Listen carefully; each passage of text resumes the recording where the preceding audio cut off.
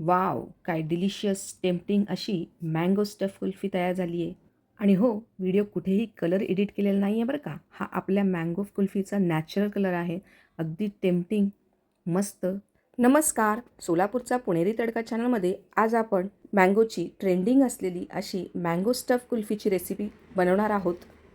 याआधी मँगोच्या बऱ्याच रेसिपी आपल्या चॅनलवर आपण शेअर केलेल्या आहेत. त्याच्या लिंक मी डिस्क्रिप्शन बॉक्समध्ये देत आहे. त्यावर जाऊन तुम्ही या रेसिपी पाहू शकता. आज आपण जी मँगो स्टफ कुल्फीची रेसिपी बनवणार आहोत तीही तितकीच टेम्प्टिंग डिलिशियस असणार आहे. तर हा व्हिडिओ शेवटपर्यंत नक्की पहा आणि व्हिडिओ आवडल्यास व्हिडिओला लाईक, शेअर आणि कमेंट करा. चला तर मग ही मँगो स्टफ कुल्फी कशी बनवायची ते पाहूयात. गॅसवर मी एक जाड बुडाची कढई ठेवली आणि त्याच्यात थोडंसं पाणी घातलं आहे आणि आता याच्यामध्ये आपण 1 लिटर फुल क्रीम दूध घालत आहोत. तळाला थोडंसं पाणी घातल्यामुळे दूध उकळताना ते खाली बुडाला लागणार नाही यासाठी आपण पाणी घातलं आहे. आता मीडियम फ्लेमवर मी हे दूध छानपैकी आटवून घेणार आहे. जवळजवळ 1 लिटरचं आपण अर्धा लिटर दूध असं मंद गॅसवर आटवून घेणार आहे. दूध आटवताना बाजूला जी साय लागलेली आहे तीसुद्धा चमच्याने व्यवस्थित खरडून आपण दुधात मिक्स करायची, म्हणजे आपली मँगो स्टफ कुल्फी अगदी क्रीमी, रिच क्रीमी बनेल यासाठी.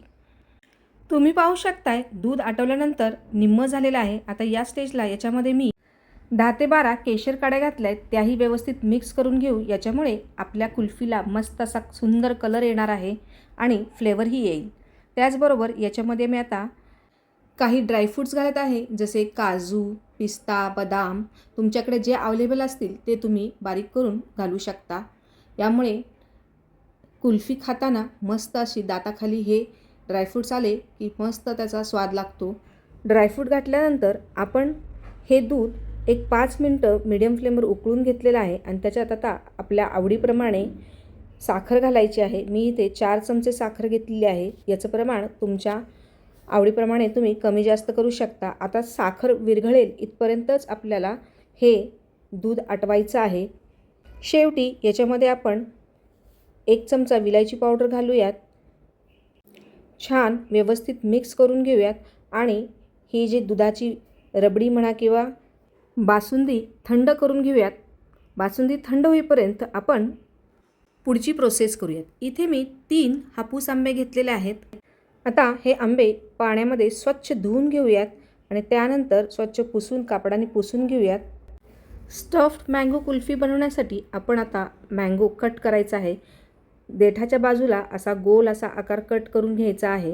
त्यानंतर चाकूच्या साहाय्याने आतली कोय आपण आंब्याच्या गरापासून वेगळी करून घ्यायची आहे. हळूहळू हीच प्रोसेस करायची आहे, कारण हापूस आंबा असल्यामुळे साल याची पातळ असते. एखाद्या वेळेस साल कट होण्याची शक्यता असते, त्यासाठी सावकाश करायची आहे. आणि त्यानंतर मी इथे आता सांडशीने आतून ही कोय बाजूला करत आहे, जेणेकरून इथे आपल्याला आंब्याचा गर असलेला असा वाटीसारखा आकार मिळेल.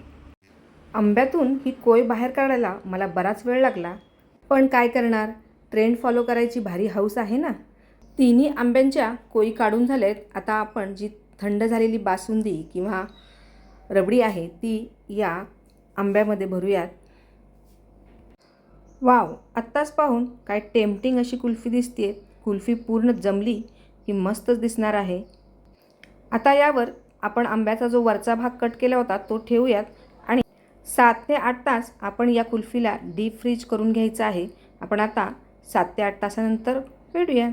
मी सकाळी फ्रीजमध्ये ही कुल्फी ठेवली होती. आता पाहूयात संध्याकाळ झालेली आहे.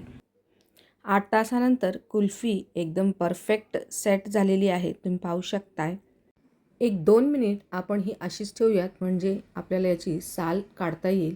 हे पहा, 2 मिनिटानंतर मी याची साल सहज काढू शकत आहे. अशा पद्धतीने आंब्याची साल पूर्णपणे काढून झाली. आता आपण याला गोल गोल चकत्यांमध्ये कट करून घेणार आहोत. पहिली चकती काढून झाली आहे. तुम्ही पाहू शकताय अगदी परफेक्ट अशी आपली कुल्फी तयार झालेली आहे. गोल आईस्क्रीम आणि साईडनी आंबा एकदम परफेक्ट व्यवस्थित सेट झालेली आहे आपली ही कुल्फी. काय टेम्प्टिंग दिसते पहा. Wow! Mango stuffed kulfi trend आपल्याकडून परफेक्ट असा फॉलो झालेला आहे. मस्त टेम्पटिंग डिलिशियस अशी मँगो स्टफ्ड कुल्फी तयार आहे. तुम्हीही हा आंब्याचा सीझन संपायच्या आत अशी कुल्फी बनवून पहा आणि हा मँगो स्टफ कुल्फीच्या व्हिडिओला लाईक करा, कमेंट करा आणि हा व्हिडिओ तुमच्या फ्रेंड सर्कलमध्ये, फॅमिली, रिलेटिव्समध्ये भरपूर शेअर करा.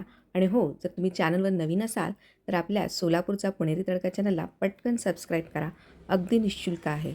चला तर मग परत भेटूयात अशाच एका नवीन रेसिपीसहित. तोपर्यंत मस्त खा, स्वस्त राहा. धन्यवाद.